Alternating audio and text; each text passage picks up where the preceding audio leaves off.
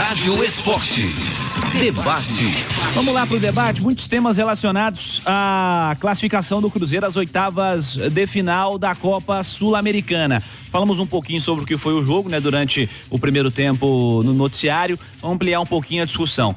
O Cruzeiro, Léo, começa a Sul-Americana empatando 3 jogos, alguns de maneira dolorosa, né? Aquele contra o Alianza, por exemplo, em que ele abre 3-0, termina 3-3.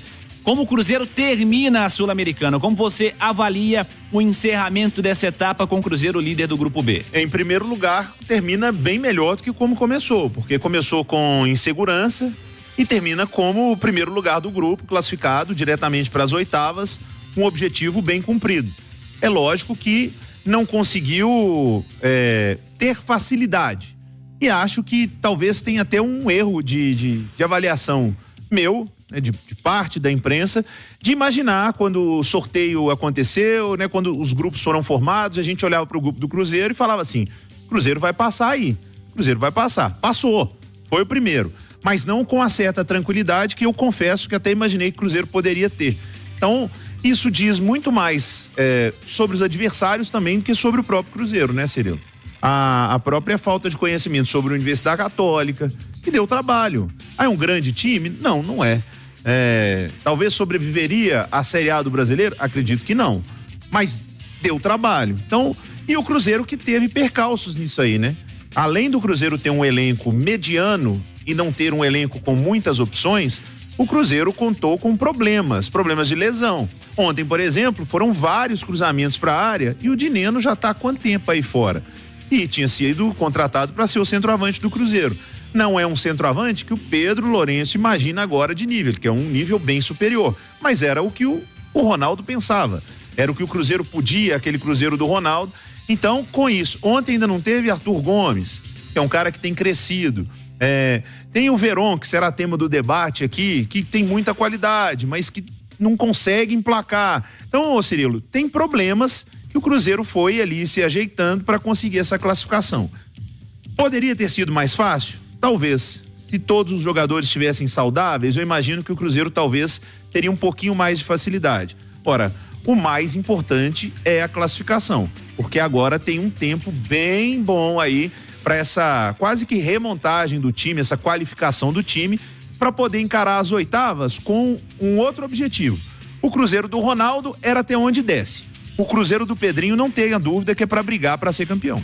O Léo disse em sua primeira análise, Edu Panzi, sobre necessidade de contratações, e ele falou que a percepção para ele ampliou. Quantos reforços você falou que precisa? Eu pensava em 1, 2 atacantes. Preciso de 3. 3 atacantes. 3 atacantes. Preciso de um centroavante, preciso de 2 caras de beirada. Já contratou o goleiro? Ou meia atacante, assim, depende de como o Seabra vai imaginar o melhor pro Cruzeiro ali. Mas o Cruzeiro precisa de contratar atacantes. Porque o Du disse num comentário mais cedo, a defesa do Cruzeiro passa confiança, cara. Mais um jogo que o time não tomou gol. O ataque da Universidade Católica é ruim, mas e no Campeonato Brasileiro? Os ataques são ruins? O Cruzeiro vem de bons resultados. O Cruzeiro faz uma campanha boa no Campeonato Brasileiro, muito por causa da sua defesa. O ataque precisa contratar. Edu, a percepção sua é essa ou nem tanto? Não, o Cruzeiro precisa de reforço, o elenco é muito limitado. E eu acho que essa palavrinha limitado, limite, ela diz muito sobre o Cruzeiro. O Cruzeiro tem vencido seus jogos no limite, 1-0, e muito em função do seu sistema defensivo, não tomar gols, o ataque tem feito o mínimo. O adversário que olha o Cruzeiro, que estuda minimamente o Cruzeiro, sabe que se marcar o Matheus Pereira e anular os laterais, o Cruzeiro bate em muro para criar. Ele não consegue criar, porque ele depende de jogadores que chegam nesse limite técnico que a gente conhece. Ao ponto do Cruzeiro sentir a falta do Arthur Gomes, que é um jogador mediano, é bom jogador, é o cara do 1 contra 1 desse elenco, o melhor deles. E ontem chamei atenção para isso desde o primeiro tempo. O Cruzeiro sentia falta desse 1 contra 1. Era papel do Veron, que tentou pouco. A única vez que ele tentou deu certo e o Matheus Pereira acabou perdendo um gol na primeira etapa. Veron que não fez um grande jogo. O Seabra optou por colocar outro jogador desse 1 contra 1, que foi o Robert, no segundo tempo. Até para dar uma segurada nas subidas do Marlon também, porque a Católica aproveitava muito esse contra-ataque. E a Católica estudou minimamente o Cruzeiro. Ela jogou com 2 pontas, os 2 panamenhos, o Fajardo e o Ismael, que não voltavam, eles não recompunham. Eles ficavam esperando esse contra-ataque. O que isso significa? Eles seguram os laterais do Cruzeiro.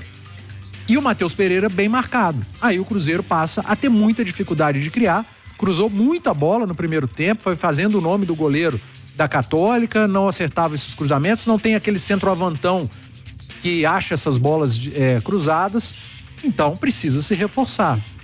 Eu acho que para essa janela do meio do ano não precisa tanto, porque é uma janela mais restrita. Você contrata ali 4, 5 reforços pontuais, mas pro final do ano, início da próxima temporada, aí você refaz seu elenco com mais qualidade. Agora vamos no assunto do Gabriel Veron. Um misto de vaias e alguns aplausos tentando ocultar as vaias ao Gabriel Veron, que foi titular ontem e foi substituído. Jogou o quê? 70 minutos? Algo em torno disso? No jogo de ontem? Talvez um pouco mais. No duelo metade, de ontem. mais ou menos, no segundo tempo, por aí. Titular, enfim, tentando se readequar, teve uma lesão no começo do ano e foi um reforço contratado com certa expectativa. Você tá na ala da paciência ou dos pacientes com Gabriel Veron, Edu Panzi? Eu tô. Ontem eu até pedi mais paciência, tô tentando achar aqui. Ele jogou até os 72 minutos. Aí ele foi substituído ontem. Pedindo paciência por quê, Cirilo? O Veron, todo mundo sabe que ele tem qualidade técnica, né? Agora, ele chegou no Cruzeiro, teve uma lesão seríssima, acabou não fazendo os treinos iniciais, pré-temporada, início de temporada, não pôde aproveitar a competição mais fraca tecnicamente para ganhar sequência, ele não pôde, ele saiu atrás de todo mundo. O Veron, ele fez o seu primeiro jogo ontem, iniciando. Ele iniciou o primeiro jogo ontem na temporada, a gente tá falando do dia 30 de maio, que foi ontem, e o Veron iniciou a sua primeira partida. Se você somar os jogos do Veron, não são 10 na temporada. Então, pra mim, não faz o menor sentido criticar, bater, dizer que não dá pra contar com ele. Jogador, independentemente da qualidade técnica, ele precisa de ter sequência.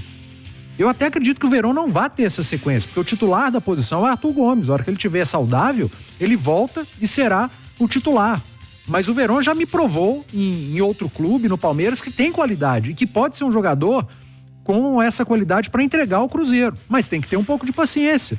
Não adianta no primeiro jogo que o cara faz desde o início, vaiar, cobrar como você cobra hoje do Arthur, que tem sequência, do Matheus, que tem sequência, do Robert, que já teve mais jogos que ele. E ontem eu até teria começado o jogo com o Robert, mas não porque a minha opinião é diferente, eu vou sair criticando e achando que o cara não serve. Então eu peço essa paciência ao torcedor do Cruzeiro, entendo as vaias, acho que as vaias foram pelo mau jogo que ele fez. Ontem ele não jogou bem, ficou devendo, mas o Veron que o Cruzeiro contratou para o restante da temporada é necessário, é fundamental que o torcedor tenha paciência, que dê tempo ao Veron, o tempo que os outros jogadores tiveram e que ele não teve por conta de uma lesão muito séria. Bom jogador ele já tá mais fininho, fisicamente já tá melhor, tá se dedicando, todo mundo falando do dia a dia dele na toca. Então eu peço essa paciência ao torcedor e ao meu companheiro do dia a dia, Léo Figueiredo. Quer ter até a tréplica, meu caro Léo Figueiredo? Não, eu entendo o Edu, mas eu confesso que eu tô mais com o torcedor, nessa da impaciência. Passei aqui pelas notas do SofaScore do time do Cruzeiro ontem, que começou jogando, e o Edu falou, primeiro jogo como titular do Veron, a pior nota do time inteiro foi a dele. Foi mais baixa do que todos que começaram o jogo.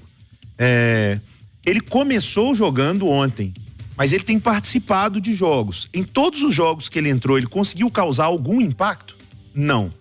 Então, eu entendo e, de certa forma, corroboro com a impaciência do torcedor. E acho que a palavra que o Du usa é muito boa, porque é impaciência mesmo. Uma coisa é você virar e falar, esse cara não serve, pode mandar de volta, porque ele não tem bola. Não. A impaciência existe até quando ele precisa para mostrar um futebol que a gente sabe que ele tem. E aí entra a impaciência. E acho que a vaia que o torcedor deu a ele ontem foi muito na hora que ele saiu pelo mau jogo. Porque durante o jogo ele não foi vaiado. Então, o torcedor do Cruzeiro ontem apoiou e na hora que ele saiu, como ele mais uma vez não causou impacto no jogo, ele foi vaiado. Então, não acho que o Cruzeiro tenha que devolvê-lo para o Porto, mas eu acho que o Cruzeiro precisa abrir os olhos para todos os jogadores que ele tem. E quando o Veron estiver arrebentando nos treinos e ele tiver capacidade de arrebentar no jogo, ele joga. Se não, jogam outros. Ontem a alteração do time do Seabra foi, de fato, o Arthur Gomes, e a presença do Gabriel Veron.